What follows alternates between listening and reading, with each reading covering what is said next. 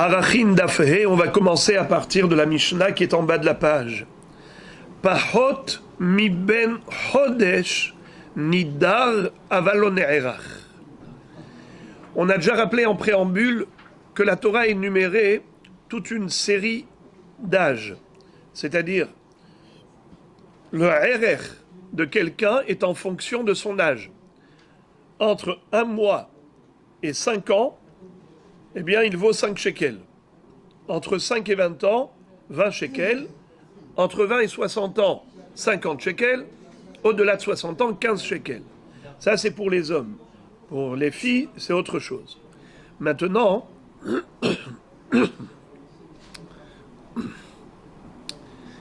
la Mishnah s'arrête sur le din de quelqu'un qui aurait dit « Je voudrais offrir le erech non pas d'un jeune qui a 1 mois d'âge, mais le erech d'un petit qui est âgé de moins d'1 mois. » Quel est le din si une personne a dit « Je voudrais offrir au Beth Amikdash le erech d'un enfant âgé de moins d'1 mois ?»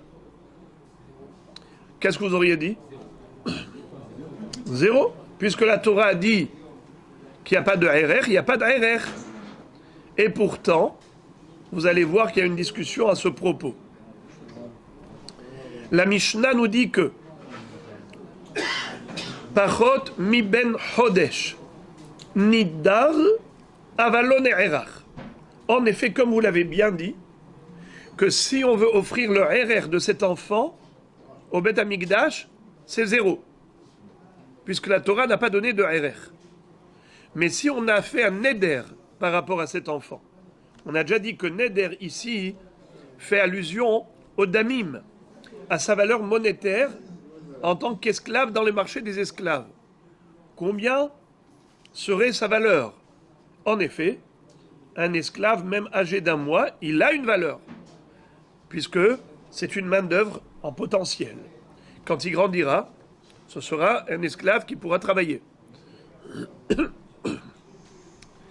Maintenant, la Mishnah nous dit donc que c'est clair.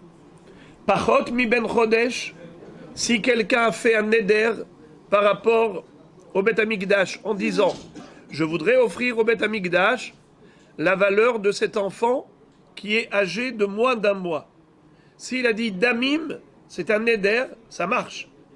Il suffit d'aller faire l'expertise, évaluer et estimer sa valeur pour l'offrir au Beth Amikdash. Mais s'il a employé le terme erech, pas damim, dans ce cas, il ne donnera absolument rien au Beth Amikdash, puisque la Torah n'a pas donné de valeur, de montant, de valeur au erech d'un enfant inférieur à 1 mois. Raboïsaï, la Gemara nous dit que dans la Braïta, on retrouve une discussion à ce propos. Tanu Rabbanan, nos maîtres ont enseigné dans la Braïta, Hamarich, Pachot mi ben chodesh, Rabbi Meir Omer, Noten damav, Vachachamim Omrim, Lo amar klum. Dans cette Braïta, eh bien, c'est une marloquette. Ce n'est pas si évident que cela. Dans la Mishnah, on n'a cité qu'une seule des 2 opinions, mais dans la Braïta, on cite Rabbi Meir qui s'oppose à notre Mishnah. Notre Mishnah est rappelée dans la Braïta au nom de Chachamim. Donc notre Mishnah suit l'avis de Chachamim. Mais Rabbi Meir pense que non. Il pense que quoi? Il pense que celui qui dit « Je voudrais offrir au Beth Amikdash le erech de cet enfant qui est âgé de moins d'1 mois, eh bien il se devra de donner les damim. » Bien qu'il ait employé le terme erech, malgré tout il s'engage pour des damim. C'est Rabbi Meir. Mais Hachamim disent 0, kloum. Pourquoi? Étant donné qu'il a dit erech, et que cet enfant n'a pas de erech, eh bien il ne donnera rien. il a parlé pour rien. Il a parlé pour ne rien dire. Alors les frères et les amis, la Gemara, comme d'habitude, ne s'arrête pas à des informations. Elle explique, elle développe. Écoutez l'explication très jolie qu'elle donne. Bemai kamefalge. Quel est l'objet de leur discussion? Rabbi Meir Savar, en adam otzi dvarav le batala. Rabbi Meir pense, un homme ne parle pas pour ne rien dire. Et par conséquent, Yodeya she'en erech lepachot mi ben chodesh. L'homme sait pertinemment qu'un bébé dont l'âge est inférieur à 1 mois n'a pas de erech. Alors pourquoi est-ce qu'il a dit je voudrais offrir son erech tout de même? Gamar ve amar leshem damim. Donc certainement dans son cœur, il s'est dit, je voudrais offrir les damim de cet enfant. C'est vrai qu'il a employé le terme de erech, mais nous on sait ce qu'il veut dire en disant le mot erech. Il dit une chose, il pense à autre chose. Ce mot-là veut dire autre chose. Bien qu'en général, lorsqu'une personne emploie le terme erech, ça veut dire erech. Chez cet homme-là, je sais que quand il a dit le mot erech, il voulait dire damim. Le mot erech de cet homme, ça voulait dire damim. Pourquoi? Parce que je sais qu'il sait qu'il n'y a pas de erech à un enfant âgé de moins d'1 mois. Alors qu'est-ce qu'il est en train de dire ce monsieur? Des banalités, des futilités? Certainement pas. Un homme ne parle pas pour ne rien dire. Donc forcément, sa kavana, c'est de dire, je vais donner les damim, la valeur relative, pas la valeur absolue. Les damim, pas le erech. Donc, Rabbi Meir dit, cet homme qui a dit erech dans son cœur, il veut dire, je donnerai damim. En adam motzi dvarav le batala. Un homme ne parle pas pour rien. Verabanan savre, adam motzi dvarav le batala. Qu'est-ce que ça veut dire? Que oui, parfois, un homme, justement, quand il n'a pas envie de s'engager vraiment, alors il sait, il passe entre les mailles du filet et il veut donner l'impression qu'il a fait un éder, mais justement un éder qui ne va pas lui coûter d'argent. Aux yeux du monde, il passe pour un généreux, mais il sait qu'en fin de compte, il ne donnera pas 1 centime. Il dit, devant les amis, moi je donne le erech de cet enfant au Beth Amikdash. Pourquoi il a dit ça? Pourquoi il a choisi cet enfant? Parce que cet enfant, il est âgé de moins d'1 mois. Et il sait qu'il n'y a pas de erech pour un bébé pareil. Alors justement, c'est ça ce qu'il voulait. Il voulait paraître généreux tout en étant avare. Adam motzi dvarav le batala, ça veut dire il est capable d'employer des mots qui n'auront aucun impact, aucun effet réel. Batala. Dans le même ordre d'idées, la Gemara va nous enseigner encore une halakha. Keman azlaha. Selon qui va la halakha suivante? De Amar Rav Gidel, Amar Rav. Rav Gidel nous a enseigné au nom de Rav. Ha-omer, erech keli ze alay, noten damim, ke Rabbi Meir. Noten damim, ke Rabbi Meir. Celui qui dit, je voudrais offrir au Beth Amikdash le erech de ce keli. Alors qu'est-ce qu'il va falloir faire? Nous dire Rav Gidal au nom de Rav? On va voir combien coûte ce keli dans le marché. C'est ce qu'il va falloir offrir au Beth Amikdash. La valeur de ce keli. Mais pourtant, l'homme a dit erech. Il n'a pas dit damim, deme kelizé. Il a dit erech keli.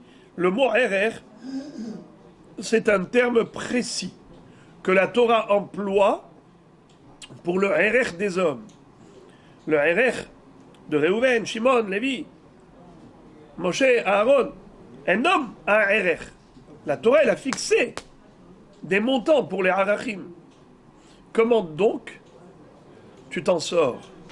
Comment donc tu peux dire que celui qui a dit Erer Kelizé Alay, il se doit d'offrir au Beth Amikdash la valeur monétaire de ce Kéli tel que ça coûte au marché? Réponse, Rabbi Meir. Rabbi Meir nous a déjà enseigné dans la Braïta qu'il n'est pas d'accord avec la Mishnah. Qu'est-ce qu'il a dit, Rabbi Meir? Que celui qui se propose d'offrir au Beth Amikdash le RR d'un bébé dont l'âge est inférieur à 1 mois, alors du coup on va passer de RR à Neder. Du montant fixé par la Torah, et puisque la Torah dit qu'il y a 0 valeur pour un bébé pareil, on va basculer vers les damim. Pourtant lui n'a pas dit damim, il a dit RR. Mais Rabbi Meir pense que En Adam motzi dvarav le batala. Un homme ne parle pas pour ne rien dire. Donc sa kavana était d'offrir les damim. Seulement il n'a pas employé le terme approprié. Il a employé le terme RR, mais sa kavana est clairement damim. Pareil pour le Kéli. Ça n'existe pas un RR de Kéli. Dans la Torah, il n'y a pas de harachim pour un Kéli. Alors, pourquoi est-ce que ce monsieur a dit RR Kelizé Alay? Sa kavana, c'était de dire Dme Kelizé Alay. Donc forcément, cet enseignement de Rav, relaté par Rav Gidal, correspond à l'opinion de Rabbi Meir. La Gemara demande Pshita de que Rabbi Meir Atia. Boker Tov Yerushalayim. S'il y a besoin de m'en faire un plat, cette philosophie, elle est évidente. C'est qui dit que le RR, même si un enfant n'a pas de RR, malgré tout, il faut reverser la valeur de cet enfant, la valeur monétaire, telle qu'il vaut au marché des esclaves, au Beth Amikdash. C'est qui dit ça? Rabbi Meir. Donc quelle différence entre un bébé qui est âgé de moins d'1 mois ou bien Kéli? Les deux n'ont pas de RR. Donc évidemment que Rabbi Meir va appliquer la même règle aux deux, au bébé et au Kéli. Pourquoi la Gemara avait besoin de nous dire, tu sais, selon qui va cette halakha qu'a enseigné Rav, qu'un homme qui dit RR Kelizé Alay, Noten Damav, il doit donner les damim au Beth Amikdash, ça va d'après Rabbi Meir. Boker Tov. Pourquoi je ne l'ai pas compris? C'est sûr que ça ne peut marcher que d'après Rabbi Meir. Écoutez le chidouche. La réponse de la Gemara est lumineuse. Vous allez vous lécher les doigts. Mahoud etema afilu kerabanan. On aurait pu penser que même Rabbi Yehuda, même Hachamim sont d'accord avec Rabbi Meir dans le cas de Kéli, bien qu'ils étaient en mahloket dans le cas du bébé âgé de moins d'1 mois. Pourquoi on aurait pu penser qu'il y a une différence? Hatamud detae savar ki hechide ika arachin le ben chodesh ikanami le pachot mi ben chodesh. אבל הכה דלקה למיטעה ודאי אדם יודע שנערך לכלי גמר ואמר לשם דמים כמשמע לן. Car nous aurions pu croire que la mahloket entre Hachamim et Rabbi Meir n'a lieu d'être que par rapport à un bébé, mais pas par rapport à un Kéli. Peut-être que par rapport à un Kéli, même Hachamim serait d'accord avec Rabbi Meir pour dire qu'il doit reverser les damim du Kéli au Beth Amikdash. Pourquoi? Quelle différence? On aurait pu penser comme ça. Un bébé. L'erreur est facile. Pas tout le monde a étudié Parashat Bechukotai avec précision et minutie. Les gens se rappellent. Il y a des harachim. Comment ça marche? Eh bien, de 0 à 5 ans, 5 shekels. De 5 à 20 ans, 20 shekels. De 20 à 60 ans, 50 shekels. Au-delà de 60 ans, 15 shekels. De dire que non, attention, pas de 0 à 5 ans, de 1 mois, à partir d'1 mois, jusqu'à 5 ans. La différence entre 1 mois et moins d'1 mois, c'est pas tout le monde qui la connaît. Cet homme croyait que un bébé, même âgé de moins d'1 mois, il a du RR. Il croyait que la Torah, quand elle a dit 5 shekels pour un bébé, c'est depuis la naissance, depuis le moment où il est né, jusqu'à 5 ans. Donc lui, quand il a dit RR, Tinok, Zé, Alay, je voudrais offrir le RR de ce Tinok, il pensait vraiment au RR. Il croyait qu'il avait du RR. Il s'est trompé. Alors là, Hachamim disent, n'essaye pas de lui faire dire ce qu'il n'a pas dit. Rabbi Meir, qu'est-ce que tu dis? Que cet homme savait que le bébé n'a pas de RR, et donc certainement il a pensé à Damim. Non. Moi je dis que cet homme pensait vraiment à RR, mais il s'est simplement trompé. Il croyait qu'un bébé pareil a du RR. Mais par contre au niveau du Kéli, tout le monde le sait, qu'un Kéli n'a pas de RR. On n'a jamais entendu parler dans la Torah d'un RR de Kéli. Toute la notion de Harachim n'a été enseignée dans la Torah Parashat Bechukotai que par rapport à un être humain. De ce fait, un homme qui aurait dit RR Kélisé Alay, il sait pertinemment qu'il n'existe pas de RR pour un Kéli. Alors pourquoi il a dit RR Kélisé Alay? Certainement sa kavana, c'est les damim. Pourquoi? Parce que en adam motzi dvarav les batala. Et donc peut-être que même Hachamim sont d'accord avec Rabbi Meir sur le principe que en adam motzi dvarav les batala. Ils sont tous d'accord là-dessus. La marloquette elle est juste au niveau du bébé âgé de moins d'1 mois. Est-ce que Béhémet, l'homme savait qu'il n'y a pas de RR, un bébé de moins d'1 mois, et sa kavana c'était damim, parce que en adam motzi dvarav les batala, ou bien ce qu'il s'est trompé, il a cru que le bébé avait du RR. Mais dans le cas de Kéli, il n'y a pas de marloquette. Aussi bien Hachamim comme Rabbi Yehuda seraient d'accord que l'homme qui dit RR Kélisé Alay, c'est sûr que sa kavana c'était damim. Parce que sinon pourquoi il a dit ça? En adam motzi dvarav les batala. Et pas seulement Rabbi Meir dit qu'il doit reverser les damim, même Hachamim. C'est pour cela que la Gemara dit, détrompe-toi, ne te méprends pas. En aucun cas, Hachamim ne sont d'accord avec Rabbi Meir. Pas du tout. Hachamim pense que Adam motzi dvarav le batala. Un homme, il peut parler pour ne rien dire. Et par conséquent, s'il a dit RR Kélisé Alay, il n'a pas dit Damim, Démé Kélisé Alay, 0. D'après Hachamim, il ne s'est engagé à rien. Puisqu'il employait le terme de RR Kélisé, il sait que ça n'existe pas, c'est qu'il ne voulait rien donner. Et Rabbi Meir, qu'est-ce qu'il dit? Non, un homme ne parle pas pour ne rien dire. S'il a dit RR Kélisé Alay, sa kavana c'était Damim, seulement il a appelé les Damim RR. Voyez-vous, chaque chose doit être expliquée. Et si on ne te l'avait pas expliqué, tu aurais pu te tromper. Donc la Gemara elle avait dit Pshita, elle te dit non, c'était pas Pshita. L'explication que je t'ai donnée, elle était nécessaire. Très bien. La Gemara pousse le bouchon encore plus loin. Et elle dit Ul Rabbi Meir lemay itzterir. C'est-à-dire, Rav Gidel, au nom de Rav, qu'est-ce qu'il dit? RR Kélisé Alay. RR Kélisé Alay, il doit donner les damim au Beth Amikdash. Tzadik, tu as besoin de me dire, d'après Rabbi Meir, celui qui dit RR Kélisé Alay, eh bien, il faut qu'il reverse les damim. C'est pas comme ça qu'il aurait fallu parler. Moi, je te dis, comment il aurait fallu dire?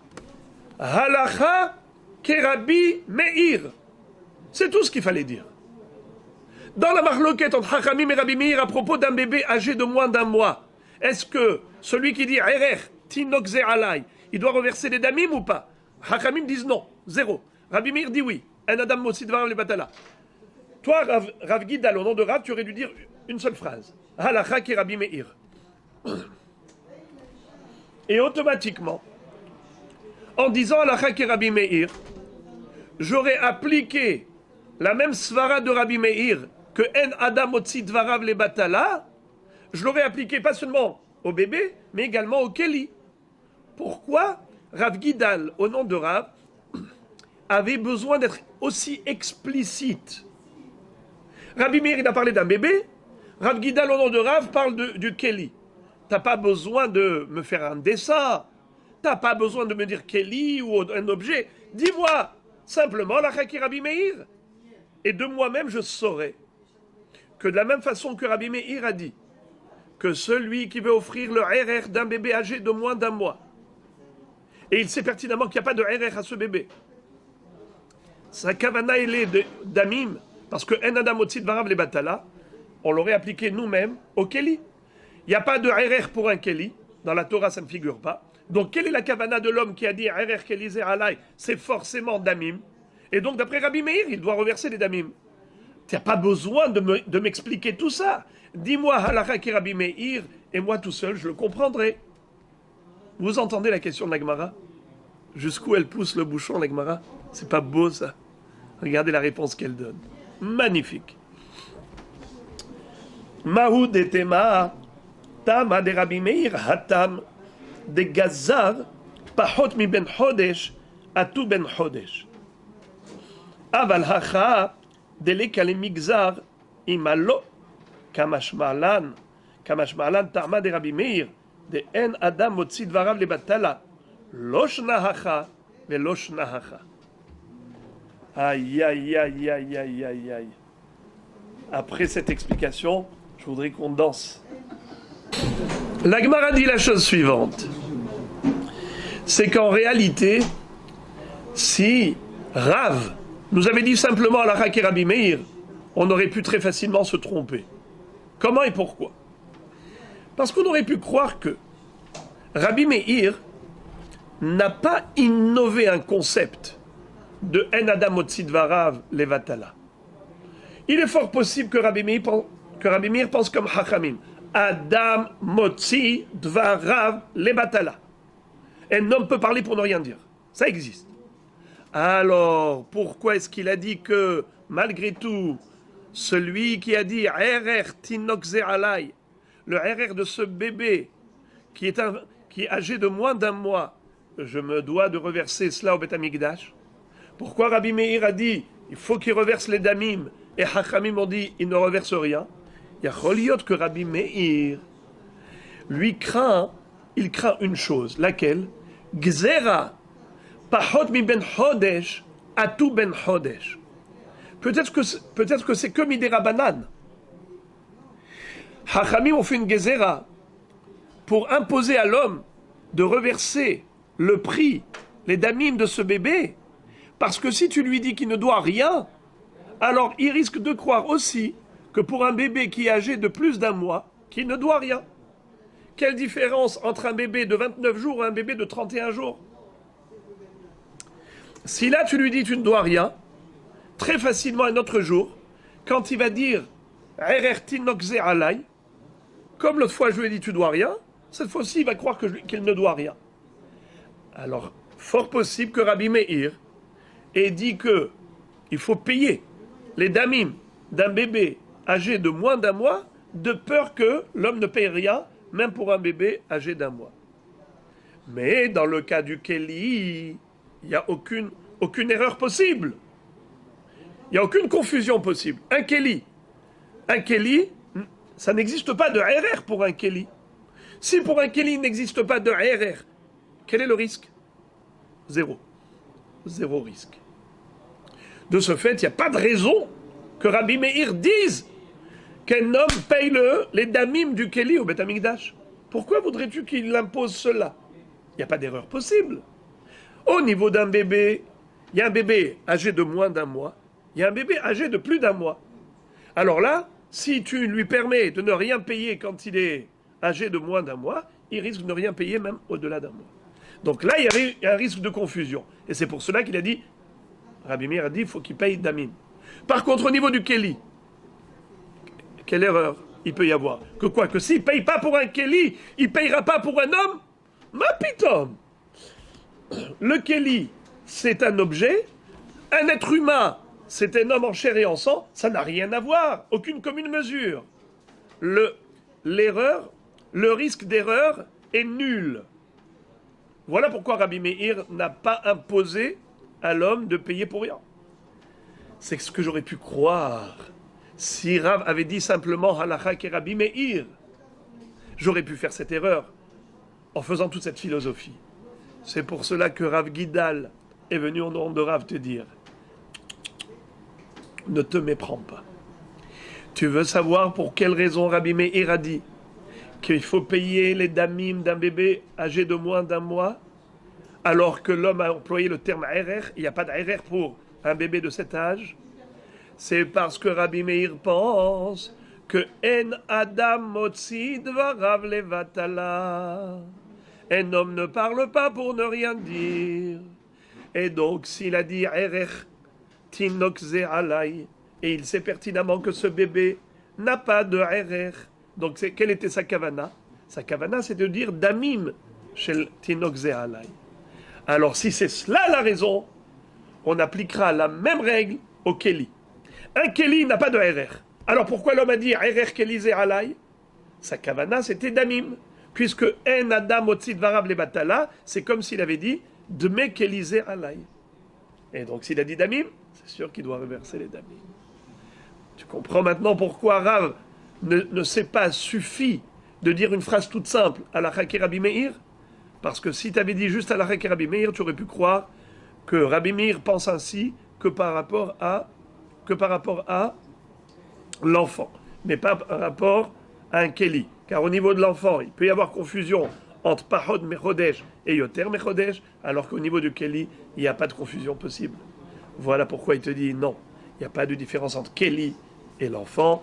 Toujours Rabbi Meir dit, celui qui a employé le terme RR pour un objet ou pour un enfant qui n'a pas de RR, forcément sa kavana était damim. Il se doit de reverser les damim. Allez, on y va. Maintenant, Keman Azla Ha de Amar Rabba Bar Yosef Amarav ve Amrela Amarav Yeva Bar Yossi Amarav Hamakdish Behemat Havero Noten Dameha Keman Kerabi Meir. Écoutez cela. La Gemara demande selon qui on peut comprendre l'enseignement suivant donné par Rabba Bar Yosef au nom de Rav. Et certains disent que c'est Rav Yeva Bar Yossi au nom de Rav. Quelle est la halakha? Hamakdish behemat havero noten dameha. Celui qui a consacré au Beth Amikdash la bête de son voisin, il va devoir reverser au trésor du Beth Amikdash la valeur de cette bête. On s'explique. Nous le savons qu'un homme ne peut pas offrir comme sacrifice et il ne peut pas consacrer au Beth Amikdash un objet qui ne lui appartient pas. Dites-le en hébreu. En Adam Makdish Davar She'eno Shelo. Un homme ne peut pas sanctifier un objet qui ne lui appartient pas. Alors maintenant, regardez. Le voisin, il a une bête. D'accord? Il a une belle vache. Il a un beau bœuf. Il dit, tu vois, le bœuf de mon voisin, je l'offre au Beth Amikdash. Alors, qu'est-ce que nous dit Rav? Il nous dit, tu sais quoi? Ce monsieur-là, maintenant, il va devoir appeler un expert, estimer la valeur de ce bœuf. Combien il coûte? 10 000 shekels? Reverse 10 000 shekels au Beth Amikdash. La Gemara dit Keman, selon qui ça va? Kerabi Meir. Ça va comme Rabbi Meir. Qu'est-ce qu'a dit Rabbi Meir? En Adam Motzi Dvarav Levatala. Un homme ne parle pas pour ne rien dire. Puisqu'il sait pertinemment que cette bête ne lui appartient pas, et il ne peut en aucun cas l'offrir comme sacrifice. Alors pourquoi il a dit ça? Sa kavana était qu'il voulait s'engager à offrir au Beth Amikdash la valeur de ce bœuf. Le bœuf lui-même, c'est sûr qu'il ne peut pas le sacraliser. Il n'est pas à lui. Alors pourquoi il a dit ça? Il a voulu dire, je m'engage à payer au Beth Amikdash la valeur de ce bœuf. Puisque un homme ne parle pas pour ne rien dire. D'après qui ça va? D'après Rabbi Meir. La Gemara pose la question, elle dit, Ha'amara Rav Hadazimna, d'Amar Rav Gidal Amarav, Ha'omer Erech Kelize Alay, Noten Damav. La Gemara dit, je ne comprends pas. C'est une redondance. Rav se répète inutilement a priori. Il a déjà dit que En Adam Otsid Varav le Batala, puisque Ha'omer Erech Kelize Alay, Noten Dameha, Noten Damav. Celui qui dit je m'engage à offrir le Erech de ce Keli au Beth Amikdash, Rav a déjà dit qu'il faut qu'il donne la valeur monétaire de ce Keli. Sous-entendu, en d'autres termes, qu'est-ce que pense Rav, Halacha ki Rabbi Meir, que En Adam Otsid Varav le Batala? Alors on a compris le principe. Pourquoi tu as besoin de dire que celui qui sacralise la bête de son voisin, eh bien il s'engage à donner sa valeur parce que En Adam Otsid Varav le Batala. C'est bon, on l'a compris. Même sans nous le dire, on l'a compris. Il va sans dire. Pourquoi le dire? C'est la She'ela de la Gemara. Réponse. Mahud etema hatam hu de yodea shen erech la keli vegamar ve'amar leshem damim. Aval behema de bat mikdash hi ika le memar de achika amar yamin ale le mara mezaben la nihale tigdosh la mehashta ve'akreva aval deme lo ka'amar kamashma la.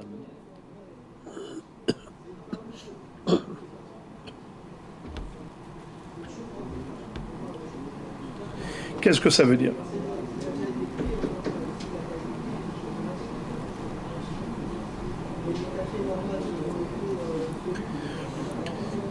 Si on n'avait pas appliqué la règle de Rabbi Meir, En Adam Motzi Dvarav le Batala, à cette vache, à ce bœuf, pour dire que l'homme s'est engagé à payer la valeur de ce bœuf ou de cette vache du voisin, nous aurions pu croire que cet homme n'avait pas du tout la kavana d'offrir la valeur monétaire de cette bête. On n'aurait pas raisonné selon cette philosophie, de dire un homme sait pertinemment qu'il ne peut pas sacrifier, il ne peut pas sanctifier un objet qui ne lui appartient pas. Alors pourquoi il a dit j'offre au Beth Amikdash cette bête, pourtant cette bête ne lui appartient pas, donc forcément sa kavana c'était de dire j'offrirai la valeur, en argent. Eh bien, ce n'est pas évident qu'on aurait raisonné ainsi. Pourquoi?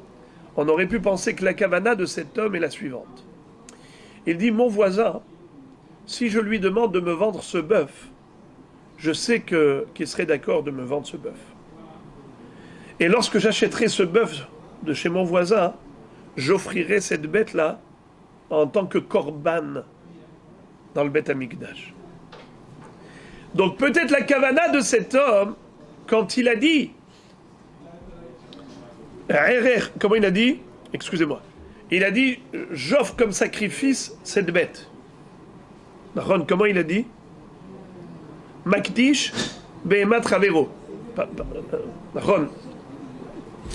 Pas Makdish en tant que sacrifice, il a dit, je la consacre. Sa kavana, je la consacre, peut-être que sa kavana, c'était de dire je la consacre en tant que sacrifice. Mais comment tu peux l'offrir comme sacrifice, elle n'est pas à toi? Eh bien, j'irai chez mon voisin avec mon chéquier et je lui demande de me vendre cette bête.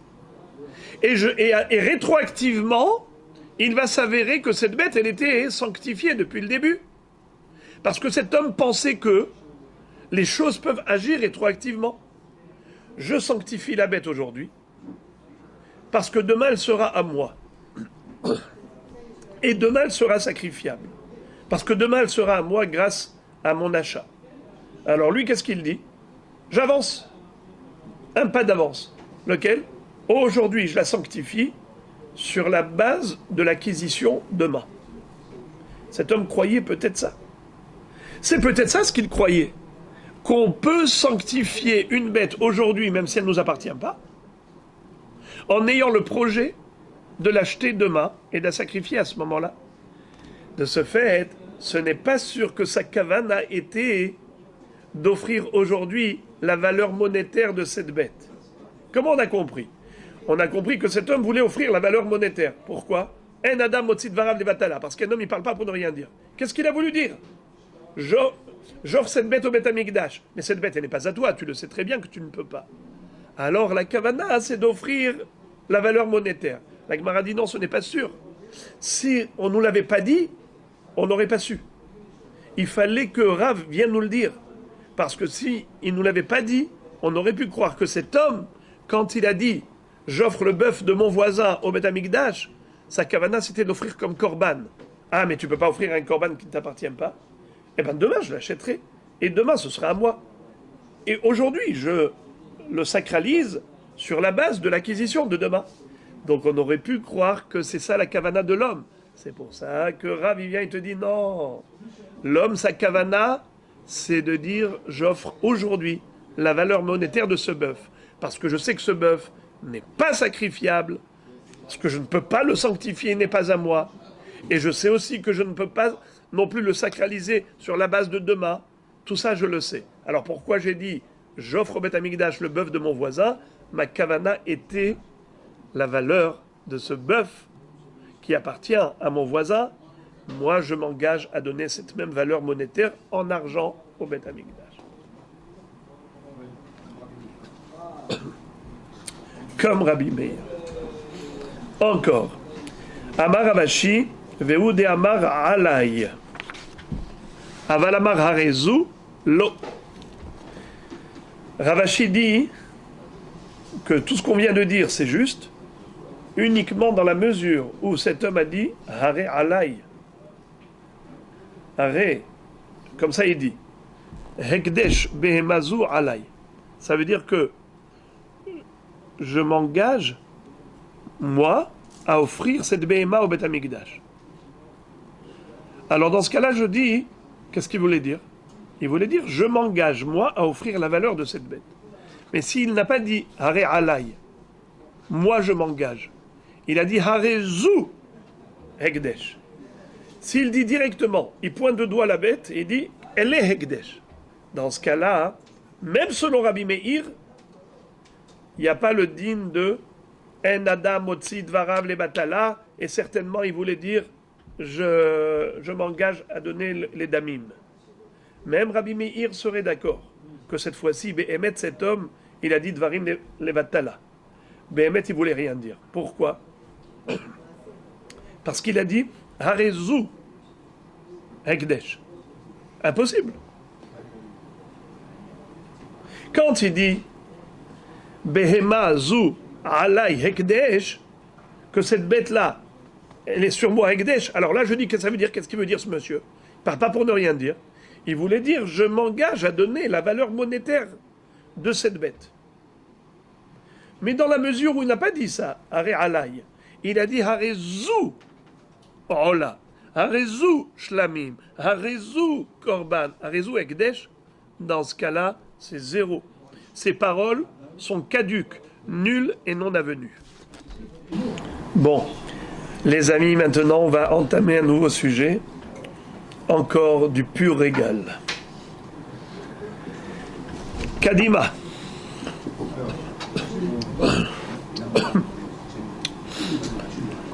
On va entamer la nouvelle Mishnah, Oved Kochavim, Rabbi Meir Omer Ne'erach, Aval lo Ma'arich, Rabbi Yehuda Omer, Ma'arich Aval lo Ne'erach, Umodim, Vezevazé Modim, Shenodrin Veniddarin.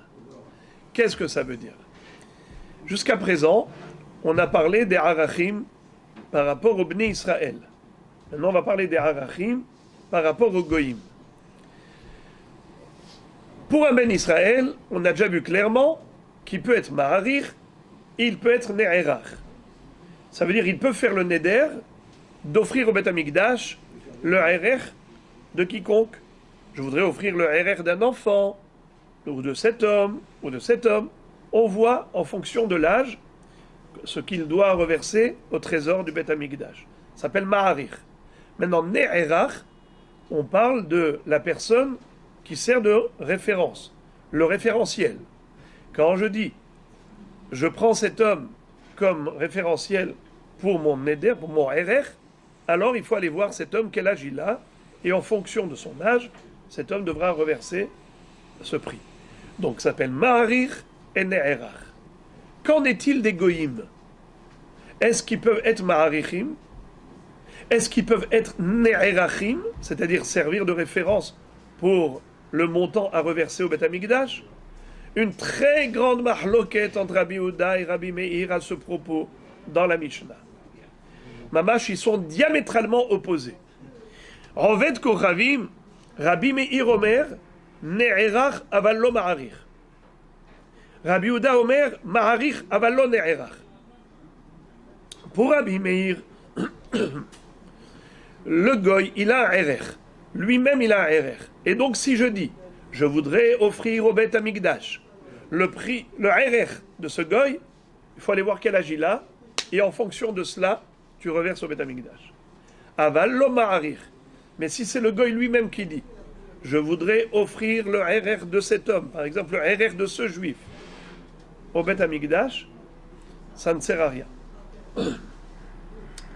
Cet argent n'a pas de Kedusha. Il n'y a pas d'obligation et il n'y a pas de Kedusha à cet argent. Rabbi Yehuda Omer, Ma'arich aval lo Ne'erach. Le contraire. Un goy, s'il dit, je m'engage à offrir le RR de ce juif, eh bien oui, il est hayab de reverser au Beth Amikdash le RR de ce juif. Ou bien, autre explication, cet argent-là a une kedusha de Bedek Habayit. C'est Ekdesh. Ma'arich, aval lo Ne'erach. Mais si un juif dit, je m'engage à offrir au Beth Amikdash le RR de ce goy, il ne s'engage à rien. Il n'y a pas de RR pour le goy. Alors les amis, nous on parle de RR. Pas d'amim. La suite de la Mishnah, c'est comme vous avez dit, modim shenodrin veniddarin. C'est-à-dire que, en tant que damim, oui, ça oui. S'il a dit, je m'engage à donner sa valeur monétaire comme, vous avez si bien dit, il coûte dans le marché des esclaves, c'est absolument vrai. Niddarin, ou bien même mieux encore, nodrim. Ça veut dire que le goy peut s'engager à reverser au trésor du Beth Amikdash un montant d'argent, et ça a une kedusha.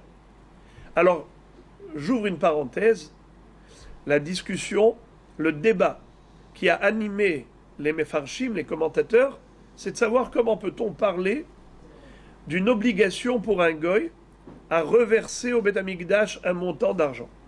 Mais depuis quand le goy a une mitzvah de respecter un neder? Ça ne fait pas partie des 7 mitzvot Bnei Noach. Un Ben Israël a l'obligation de respecter son engagement lorsqu'il fait un vœu. Lo yachel devaro, kechol hayotze mipiv yaaseh, lo te'acher. Mais le goy, il a que 7 mitzvot Bnei Noach. Pour un enfant, 12 ans, on l'a dit, il fait son truc, ça marche, et pourtant, quand il fait le RR, ça marche, mais par contre, s'il ne tient pas son RR, il ne passe pas à l'action, eh ben, on le punit pas. Eh ben, la même chose pour un goy.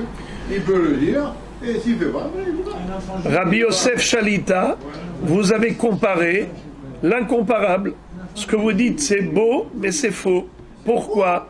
Parce que un enfant, la Torah nous dit, Ish ki yafli lindor neder.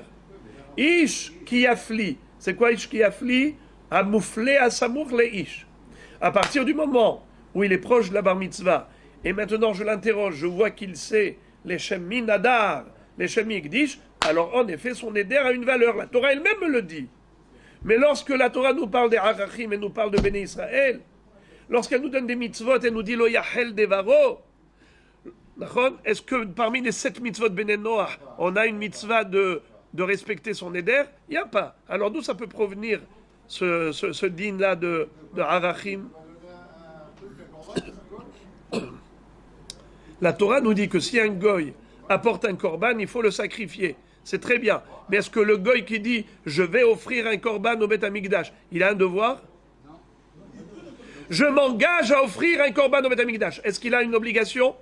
C'est pas une obligation, mais ça marche, ça prend. Comme les mariages.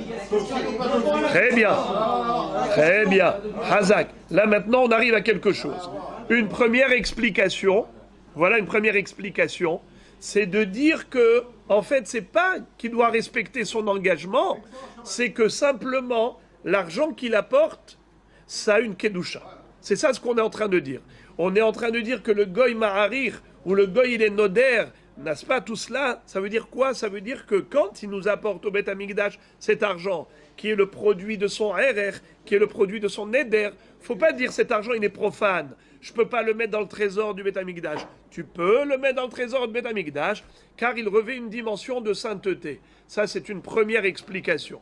Mais le Avnei Miluim, qui a écrit le livre Ksota Hoshen, a donné une explication succulente, délicieuse.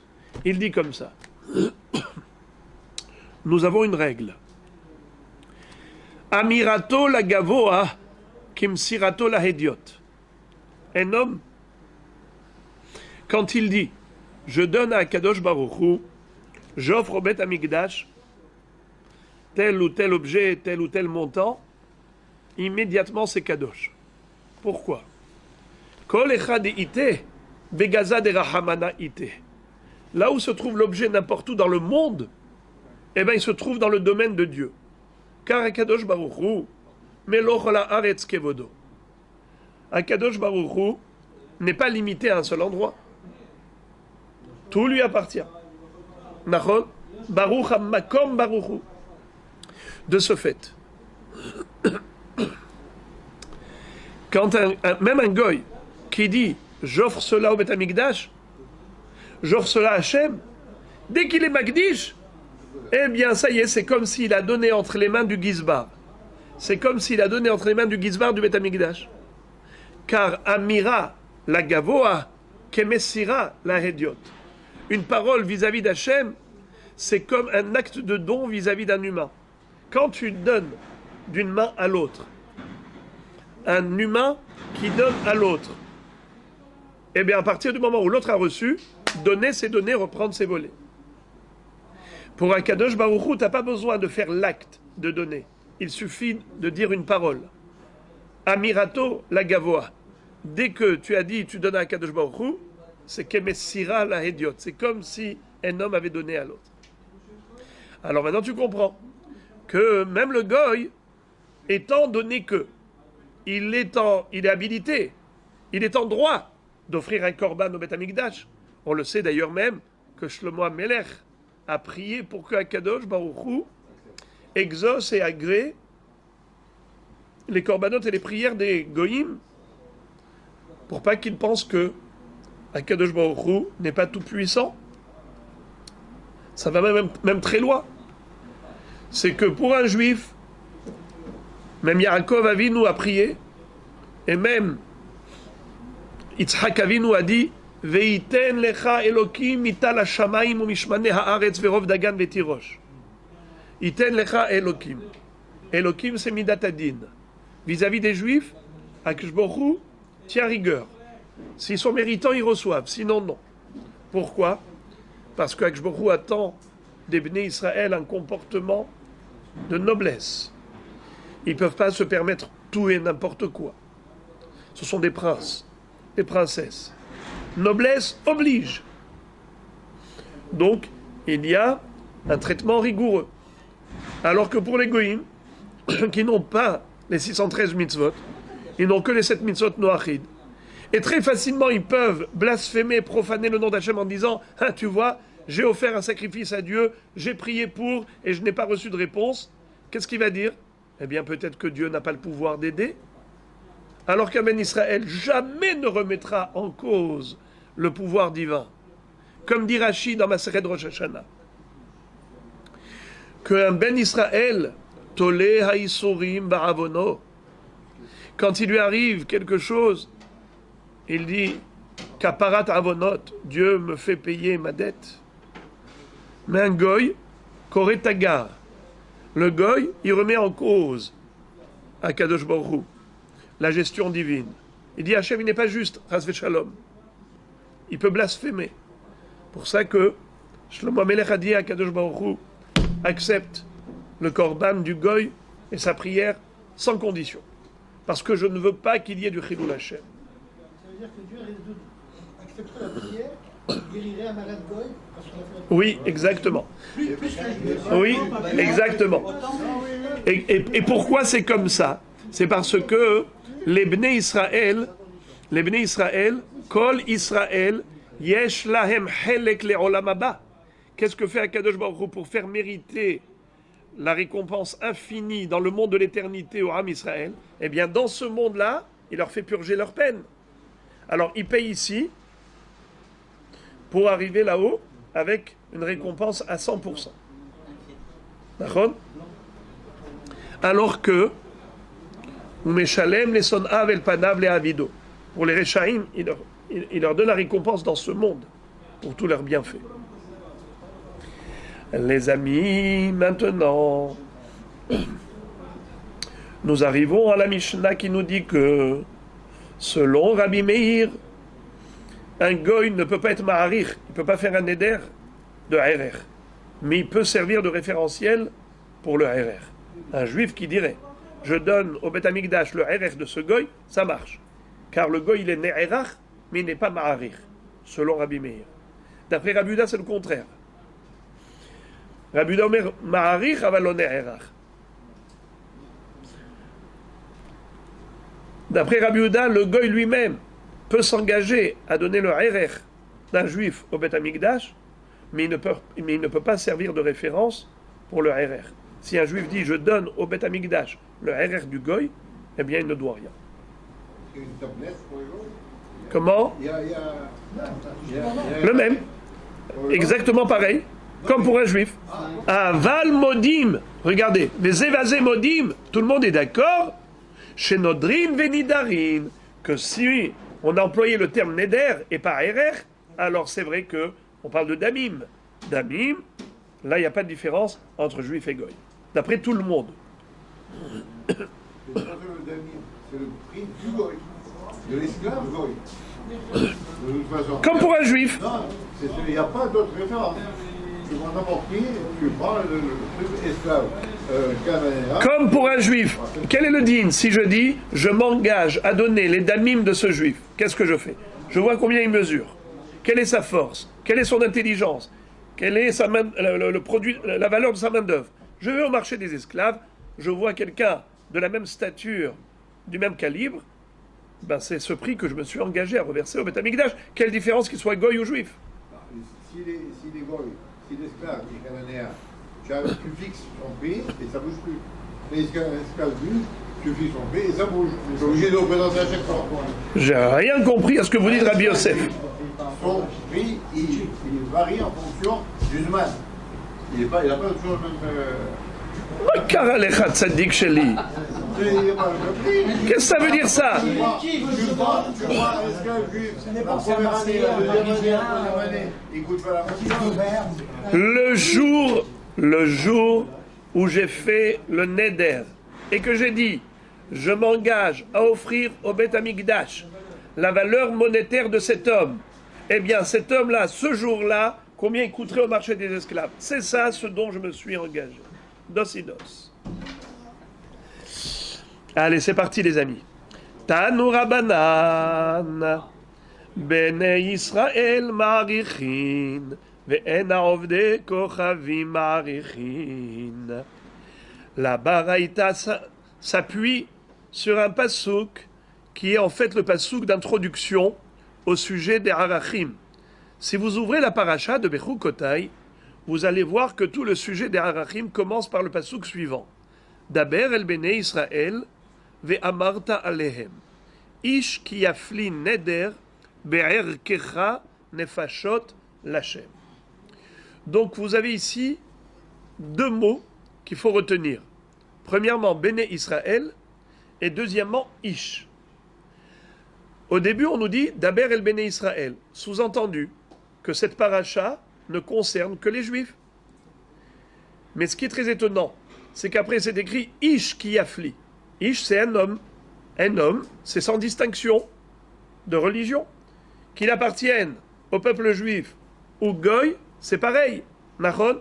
Alors écoutez ce que nous dit la Braïta. Béné Israël ma'arichin, ve'en ha'ovdei kochavim ma'arichin.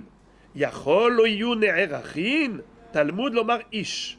Divrei Rabbi Meir. Rabbi Meir nous dit que, étant donné qu'il y a une autocontradiction du Passouk, au début il parle de Béné Israël, donc c'est sélectif.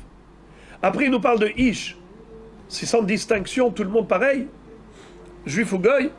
Alors comment tu peux comprendre la contradiction? À qui ce Passouk s'adresse? Réponse, ça dépend.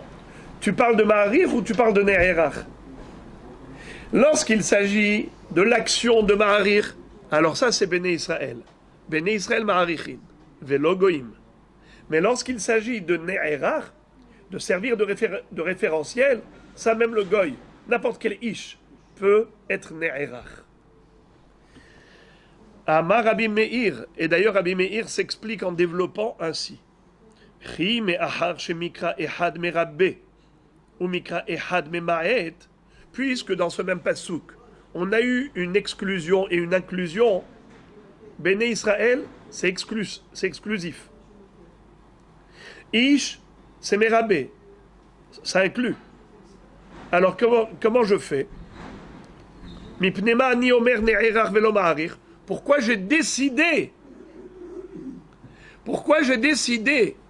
qu'il peut être que Ne'erach et pas Ma'arir? Pourquoi ne dirait-on pas le contraire? On peut dire aussi le contraire. Ça a l'air d'être arbitraire là. Ce qui est clair, quand il y a une inclusion et une exclusion, ce qui est clair, c'est que Ma'arir et Ne'erach, c'est pas pareil.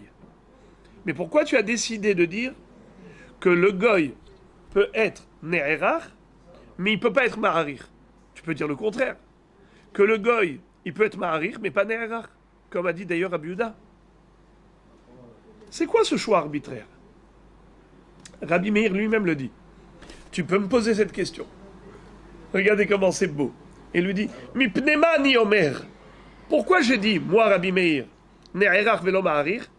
C'est pas pour rien. Mi pene sheriba katuv ba Ne'erachin, yoter mi Ma'arichin. Share heresh shote vekatan, Ne'erachin, aval lo Ma'arichin. Qu'est-ce que ça veut dire? Car je vois que dans les dinim, dans les halachot de Ma'arich et Ne'erach, je vois qu'il y a plus de Ne'erachin que de Ma'arichin. Preuve? Heresh, un sourd muet. Choté, un fou. Katan, un enfant âgé de moins de 12 ans. Ma'adin, est-ce qu'ils peuvent être Ma'arichim? Non. Est-ce qu'ils peuvent être Ne'erachim? Oui. S'ils ont l'âge, tout va bien. Donc tu vois qu'il y a plus de Ne'erachim que de Ma'arichim. Étant donné que la liste des Ne'erachim est plus longue que des Ma'arichim, ça veut dire que la Torah a tendance à ouvrir plus la porte dans les Ne'erachim que dans la Ma'arichim. Alors maintenant le Goy, je vois exclusion, inclusion. Où est-ce que je l'inclus? Je l'inclus dans Ne'erachim, là où il y a plus de Ne'erachim. Et je l'exclus des Ma'arichim, puisqu'il y a plus d'exclusion dans Ma'arich. C'est beau? Ça tient la route? Non, parce que tu dis, là, ça n'a rien à voir le Goy. Tout ça, c'est des juifs. En tout cas, on a entendu Rabbi Meir. Le raisonnement de Rabbi Meir a été entendu? Bien. Maintenant, écoutez juste le contraire de la part de Rabbi Yehuda. Rabbi Yehuda Omer, Bnei Israël Ne'erachin, ve'en ha'ovdei kochavim Ne'erachin. Yachol lo yiyu ma'arichin, Talmud lomar ish. Rabbi Yehuda dit juste le contraire. On a une inclusion, une exclusion. Alors, Bnei Israël Ne'erachin. Seuls les Bnei Israël peuvent servir de référence pour le RR. Toute la grille de 1 mois, de 1 mois à 5 ans, jusqu'à 20 ans, jusqu'à 60 ans, tout ça, ça n'existe que pour les Bnei Israël. Un Ben Israël, il a du RR, en fonction de son âge. Mais le Goy n'a pas de RR. Alors, pourquoi la Torah a écrit Ish, ce qui veut dire sans distinction? Même le Goy est concerné par la paracha de Harachim. Il te dit, non pas en tant que référentiel, mais en tant qu'actif, en tant qu'acteur. Même un Goy peut offrir le RR d'un juif au Beth Amikdash. Yachol lo yum ha'arichin, Talmud lomar Ish. Et Rabbi Yehuda, comme Rabbi Meir, s'explique en développant. Amar Rabbi Yehuda, V'chi me'achar shemikra ehad merabbe, ou mikra ehad mema'et, mipnei ma ani omer, oved kochavim ma'arich velo ne'erach. Tu peux me poser la question et me dire, c'est quoi ce choix arbitraire? Pourquoi tu as décidé comme ça, arbitrairement, que le goy sera ma'arich et pas ne'erach? On peut dire l'inverse, comme le dit d'ailleurs Rabbi Meir. Écoutez la réponse, vous serez surpris.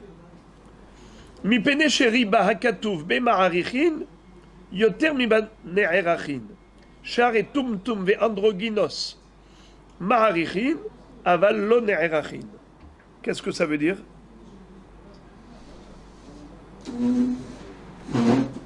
Parce qu'il dit, tu sais, si tu regardes la liste des ne'erachin et des ma'arichin, tu vas voir qu'il y a plus de ma'arichin que de ne'erachin.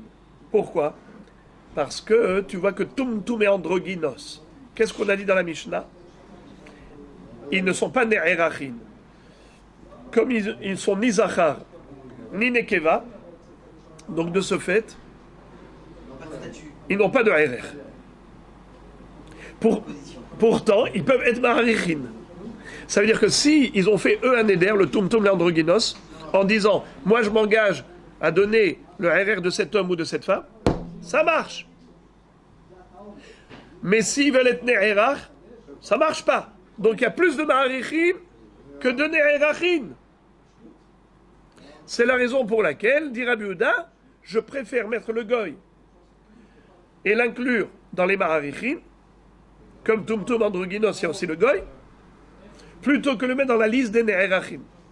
Étant donné que la Torah a voulu exclure, a voulu inclure, alors je préfère l'inclure dans la liste des ma'arichim et l'exclure de la liste des ne'erachim. Seulement la question est de savoir qu'est-ce qu'il en fait avec Heresh, Shoté, Vekatan.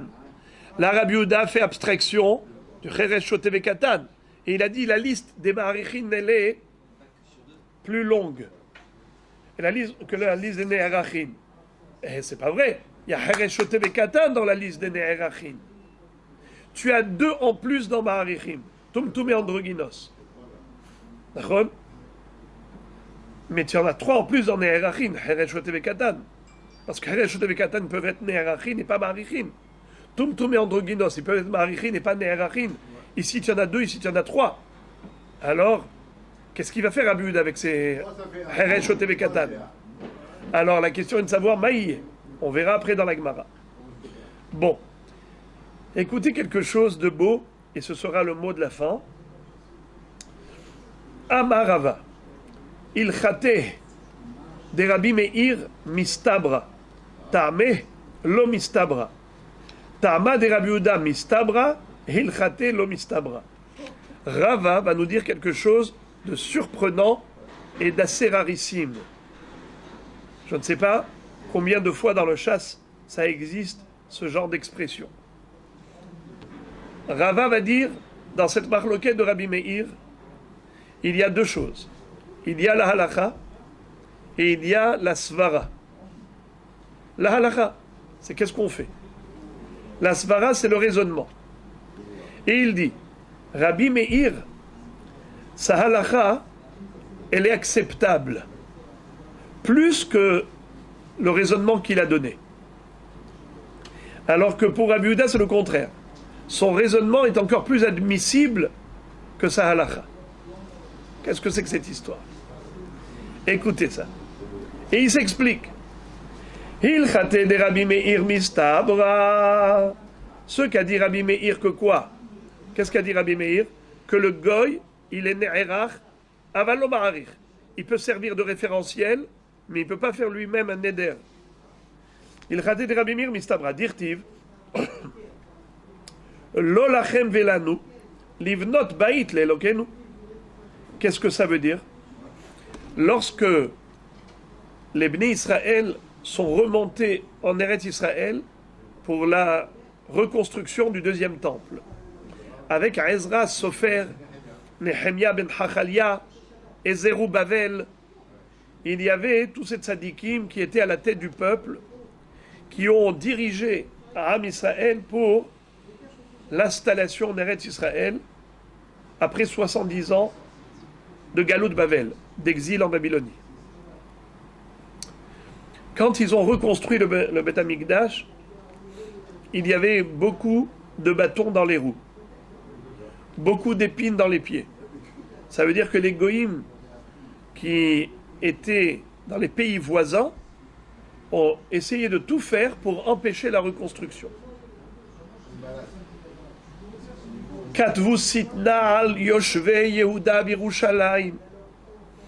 Pourtant, le roi Koresh, le roi Cyrus, qui était un roi perse, qui était Melech Kacher, comme les lettres de son nom, Koresh sans vav, ça fait les lettres de Kacher. Et la Gemara dit Koresh Melech Kacher Aya, la Gemara dans ma série de Rosh Hashanah. Non seulement qu'il a donné le droit de reconstruire Beth Amikdash, mais en plus, il a même demandé d'offrir des korbanot en sa faveur et en faveur de son fils. Les Hayeh HaMelech ou Benohi. Il a dit, offrez des sacrifices pour ma longévité et celle de mes enfants.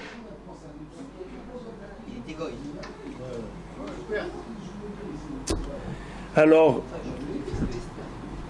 Dariavesh. Alors, Koresh était le gendre de Dariavesh. Alors, maintenant, on nous dit comme ça. Il y avait des goïms là-bas qui étaient hypocrites et qui ont voulu, soi-disant, faire des dons pour aider les Juifs à reconstruire le second temple. Les dirigeants, comme Zerubbabel, Nehemia ben Hachalia, Ezra Sofer, ils ont dit non. Lo lachem velanu livnot habayit. Lo lachem velanu livnot bet Elokenu. Ils n'ont pas accepté. Pourquoi? Parce qu'ils ont compris que c'était très malin. C'était vicieux. On vous aide, on vous aide, on vous aide. Donc on prend parti, on est associé dans le projet, et après ça, c'est beaucoup plus facile de mettre les bâtons dans les roues. L'homme iroktser velom idovcher. On dit à l'abeille, ni ton miel, ni ton dard. Le dard caché par le miel, on n'en veut pas de ce miel. Alors, qu'est-ce que nous voyons? Que les goïms n'ont pas pu offrir des dons au Beth Amikdash. Ils leur ont dit, votre argent ne peut pas nous servir, parce que votre argent, il faut qu'il soit sacralisé, il faut qu'il soit sanctifié. Comment on construit le Beth Amikdash? Avec de l'argent qu'on reverse au Bedek Habayit. Mais ce Bedek Habayit, c'est une Kedusha. Comment ça s'appelle? Kedushat Bedek Habayit. Ils leur ont dit, mais votre argent ne peut pas être Kadosh. Donc, en effet, nous dit Rava, Rabbi Meir, il a raison. Un goy ne peut pas être Ma'arich. Pourquoi? Parce que son argent ne peut pas être Kadosh. Quelle en est la preuve? Lo lachem velanu livnot habayit. Donc, en effet, en tant que halacha simple, c'est-à-dire qu'un goy ne peut pas offrir et être makdish de l'argent, il a raison. Il y a un passouk qui corrobore son opinion, qui soutient son avis. Alors, ok. Par contre, ta'ameh l'homme istabra de kamaite le meheresh shote vekatan, shane heresh shote vekatan de la bene de aninu. Mais le raisonnement qu'il a donné is not good. Pourquoi?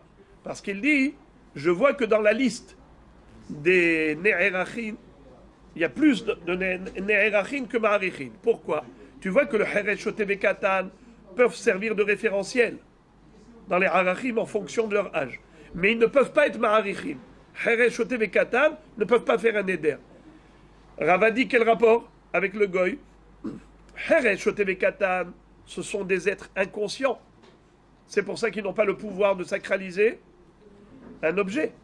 Mais un goy, il est conscient, donc il devrait pouvoir sacraliser le RR, un objet. Alors au niveau de la halakha, tu as raison, mais au niveau de la svara, tu n'as pas raison. Le pasuk te donne raison. L'olachem velanu livnot abayit. Mais cette svara de comparer le goy au heresh shotev et katan, ça ce n'est pas logique. Pourquoi? Parce que le heresh shotev et katan, ils n'ont pas de date, alors que le goy, il sait ce qu'il fait. Et maintenant, la réciproque. La réciproque, c'est Rabbi Yehuda. On a dit que Rabbi Yehuda est diamétralement opposé à Rabbi Meir. Regardez ce qu'il va dire. Tama de Rabbi Yehuda mistabra, de kamaitele mitumtum ve'androginos, de afhar gav de aninhu, me'atinhu rahamana. Hilchete lo mistabra, dirtiv, lo lachem velanu, livnot bait lelokenu. Qu'est-ce que ça veut dire? La Gemara demande, pardon, excusez-moi. Rava dit, la comparaison de Rabbi Yehuda, elle est absolument logique, car il a comparé le goy au tumtum ve'androginos. C'est vrai, ils ont un point commun, c'est la conscience. C'est-à-dire que un tumtum androgynos est consciencieux. Un goy également. Donc, si tu vois que dans la liste des ma'arichim, on a exclu que les inconscients tels que heresh shotev et katan, mais on a inclus tumtum ve'androgynos, eh bien, le goy ressemble plus à qui? Tumtum androgynos, parce qu'il est conscient. Comme eux. Donc c'est pour ça que c'est logique ce qu'a dit Rabbi Yehuda, qu'un goy peut être ma'arich, comme tumtum androgynos qui peut être ma'arich. Et il ne les a pas comparés à heresh shotev et katan, qui sont exclus du ma'arich, parce qu'ils n'ont pas de date. Par contre, au niveau de la halakha, l'homme istaber. Hilchate l'homme istabra. Pourquoi? Dirtiv lo lachem velanu livnot bait lelokenu. Concrètement, les Maasé, qu'est-ce que tu vois? Qu'au moment de la reconstruction du deuxième temple, on leur a refusé au Goïm leur argent. Sous-entendu que leur argent ne peut pas être sacralisé. Ça veut dire qu'un Goï n'a pas le pouvoir de sacraliser son argent. Alors comment tu peux dire qu'il est Maharir? Qui peut offrir le RR d'un homme au Beth Amikdash? Mais il n'y a pas de sainteté dans cet argent. Alors la Gemara demande, maintenant que Rava a dit des choses très belles, on va s'adresser à Rabbi Yehuda lui-même. Rabbi Yehuda, qu'est-ce que tu fais avec le pasouk? L'olachem velanu livnot bait lelokenu. Tu vois que le pasouk te contredit. Comment tu peux dire qu'un goy il est maharir? Mais le pasouk lui-même te dit qu'il ne pouvait pas être maharir. La preuve, c'est que l'argent n'a pas été accepté par Zerubbabel, Nehemia ben Hachalia et Ezra Sofer, quand les goyim ont proposé leur soutien financier. Réponse. Amar Afrizda Maravimi, Ve'erko Nignaz. Qu'est-ce que ça veut dire? Non pas que l'argent du goy n'est pas sacré. Si, il est sacré. La preuve, c'est que on va mettre à la Gniza. On mettra à la Gniza son RR. Erko, le RR qu'il va offrir, tu le mets à la Gniza. Pourquoi? Il ne peut pas offrir le korban en lui-même, mais on peut lui offrir sa valeur. Ça veut dire qu'il y a une dimension de sainteté. Le neder qu'il a fait d'offrir le RR d'un homme au Beth Amikdash, c'est kadosh. Seulement, on ne va pas l'utiliser. C'est ça. Ça veut dire qu'on ne va pas le mettre dans la coupa, on ne va pas l'utiliser, mais on va le mettre en Gniza. Pourquoi? Parce que c'est quand même kadosh. Si c'est kadosh, c'est à Surbana, on ne peut pas profiter. Ce n'est pas profane. On ne s'en sert pas à des fins personnelles, mais on ne s'en servira pas non plus pour le Beth Amikdash. Mais c'est kadosh. Dans la pièce qu'on Voilà, jette. qu'est-ce qu'on fait? Gniza. On fera rien avec. On devrait faire pareil. On devrait faire pareil. Alors écoutez quelque chose de beau. La Gemara maintenant demande et la me'ata loim alubo. Je comprends pas. Tu me dis que il y a d'agdusha, tu mets à la gniza. Dans ce cas-là, tu devrais dire que si quelqu'un l'a utilisé, il serait pas hayav korban me'ila. Nous avons une halakha. Celui qui se sert d'un objet sacré, alors il doit, pour se faire pardonner, apporter un korban hacham me'ilot. Est-ce que quelqu'un qui aurait utilisé, comment? C'est quoi Hacham Me'ilot? Je comprends pas. Hacham me'ilot, un korban hacham, pour la me'ila qu'il a faite, pour la profanation. Un homme qui profane le sacré, par exemple, ça c'est sacré, et je l'ai mangé. J'ai fait une avera, j'ai profané le sacré. Pour me faire pardonner, qu'est-ce qu'il faut que je fasse? J'apporte un korban hacham me'ilot. Hacham pour la me'ila que j'ai faite. Et le Hacham, c'est quoi? C'est un korban. Korban ha'il, un bélier. Aïl. Ha'il. Aïl. Alors, maintenant, quel est le din si jamais c'est l'argent du goy qui a été offert par le goy que j'ai utilisé? Par inadvertance, voilà, j'ai utilisé. Je dois apporter korban, hacham me'ilot? Oui. Alors la question est de savoir pourquoi oui. A priori, étant donné que tu me dis que son argent va aller à la Gniza, si tu me dis que son argent il va à la Gniza, c'est pas logique d'être Hayav Korban Me'ila. Pourquoi? Car nous avons une halakha qu'un objet kadosh qui ne peut pas être utilisé pour le Bet Amikdash, il n'y a pas de Me'ila. Prenons un exemple. C'est le cas de Hamesh Hataot Ametot. Vous avez déjà entendu parler des Hataot Ametot? Un Korban Hatat qui n'est pas sacrifiable, alors cette bête-là, on l'enferme dans une chambre et elle crève de faim, elle meurt toute seule. Par exemple, dans le cas où le propriétaire du Hatat est mort. Le propriétaire de la bête qui était Korban Hatat est mort. Qu'est-ce qu'on fait à cette bête? Elle est Hatat, elle est Kadosh. On ne peut pas l'utiliser à des fins personnelles. Qu'est-ce qu'on fait? Non, on la laisse mourir. Pas volontaire. On la laisse mourir. On la laisse mourir. Et une fois qu'elle meurt, ça y est. Il n'y a plus de Kedusha. Encore. Par exemple, quelqu'un qui a perdu son korban hatat. Alors qu'est-ce qu'il a dû faire? Il a dû acheter un autre korban hatat et il a fait, bon, Hachem, son sacrifice. Et voilà qu'on a retrouvé sa bête, la première. Qu'est-ce qu'on fait? On ne peut rien faire. On l'enferme, elle meurt toute seule. Comment ça s'appelle? Hatat Shenit Kapru Ba'aleha. Que le propriétaire a déjà eu sa kapara. Donc il y a 5 cas de figure où les hataot elles sont méthodes. Quel est le din si quelqu'un, par erreur, a utilisé cette bête quand elle était vivante? Il a utilisé du kodesh. Est-ce qu'il apporte un korban me'ila? après va mourir là. Étant donné que cette bête-là ne pourra pas être utilisée dans le Beth Amikdash, bien que maintenant elle revêt une dimension de sainteté qu'elle est kadosh, quelqu'un qui profane du kadosh non utilisable, il n'y a pas de me'ila. Alors pourquoi l'argent du goy, celui qui l'utiliserait, serait hayav korban me'ila? Pourtant tu m'as dit que cet argent-là, on ne peut pas s'en servir. Si on ne s'en sert pas, alors il y a quelque chose ici d'antinomique, de paradoxal.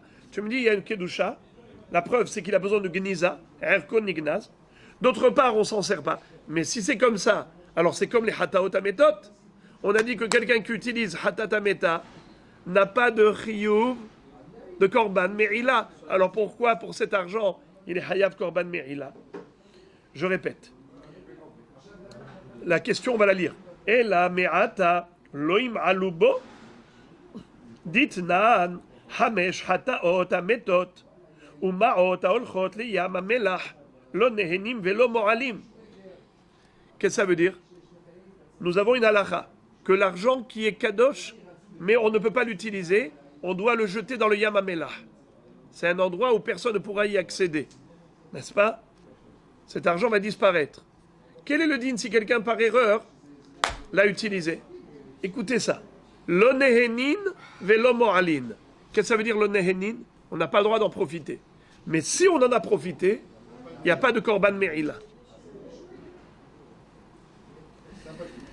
Allah matania. Alors pourquoi ici, à propos de l'argent du goy, c'est écrit Gabe koche ovde kochavim, bame dvarim amurim bekoche mizbeya, aval bekoche bedek habayit mo'alin bahem. Si un goy, il offre une bête comme korban, et moi j'ai utilisé cette bête, je ne suis pas hayav me'ila.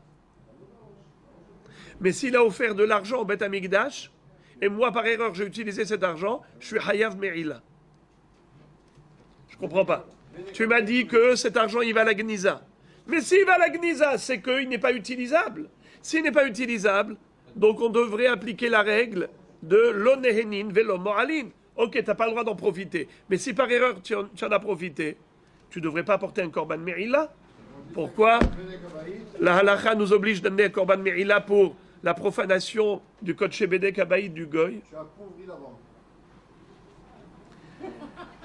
La réponse d'Agmara, vous auriez dû me la donner parce que tout à l'heure j'ai dit quelque chose. Voilà. Et la marava mishum rifion yadaim hu dirtiv vahi ama aretz merapim yede am Yehuda ou mevahalim otam livnot. Qu'est-ce que ça veut dire? C'est qu'en réalité, dans la théorie, potentiellement, cet argent est utilisable. Halachiquement parlant, le kodesh bedek habayit du goy, c'est bon, c'est quelque chose qui aurait pu être exploité à bon escient. De la même façon qu'on accepte deux des corbanotes, on aurait pu réellement utiliser leur argent pour le mettre dans le trésor du Beth Amikdash et acheter avec ça des kelim et ainsi de suite. Alors pourquoi Zerubbabel, Nehemia ben Hachalia, on dit non? Pourquoi non? C'est parce qu'ils ont compris le vice caché. Ils ont dit, on a compris. Votre aide, c'est un cadeau empoisonné. Vous voulez nous donner de l'argent pour qu'on devienne dépendant de vous, et après, le jour où vous voudrez nous mettre les bâtons dans les roues, ce sera plus facile pour vous. Comme c'est écrit dans le Passouk, dans Ezra. Vayhi ama aretz, merapim yede am Yehuda. Les peuples de la terre essayaient d'affaiblir les mains de Am Yehuda, du peuple juif. Umevahalim otam livnot. Ils essayaient de les empêcher par tous les moyens de reconstruire Beth Amikdash. C'est la raison pour laquelle on s'en est abstenu. C'est ça ce qu'il dit Rabbi Yehuda. Rabbi Yehuda dit que dans l'absolu, un goy peut être ma'arich et son erech est kadosh. Mieux, dans l'absolu, on aurait pu carrément le reverser dans le trésor du Beth Amikdash en tant que bedek habayit. Pourquoi concrètement? On voit qu'à l'époque du deuxième temple, on n'a pas accepté. L'olanu velachem livnot bait lelokenu. C'est pas que foncièrement ils sont disqualifiés. Non, pas du tout. Un goy est habilité à offrir de l'argent au bedek habayit. Pourquoi concrètement ils ont refusé? On leur a refusé simplement parce qu'on a compris quelle était leur arrière-pensée. On a su que ce qu'ils voulaient, c'est que finalement, ils puissent s'introduire et s'immiscer dans les affaires des Bnei Israël au niveau de la reconstruction du Beth Amikdash pour mettre les bâtons dans les roues et les en empêcher. C'est pour ça que, à ce moment-là, les Hachamim Nevi'im ont refusé ce cadeau empoisonné de ces peuples.